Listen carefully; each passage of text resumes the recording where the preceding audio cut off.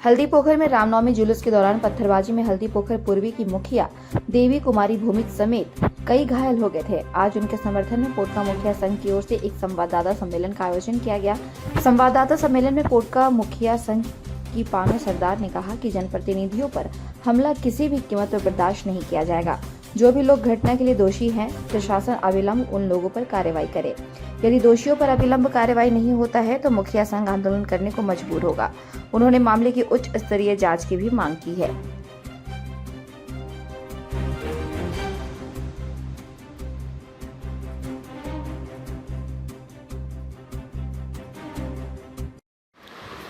पिछले दिन रामनवमी हल्दी पुकर में जो रामनवमी में जुलूस के दौरान हमारे मुखिया देवी कुमारी भूमिज के ऊपर जो जानलेवा हमला हुआ है और वहाँ पर प्रशासन था। प्रशासन रहते हुए ये घटना घटी है, ये ठीक नहीं है, ये अन्याय है। रहते हुए जानलेवा हमला किसी प्रतिनिधि के ऊपर, तो आम जनता का क्या होगा।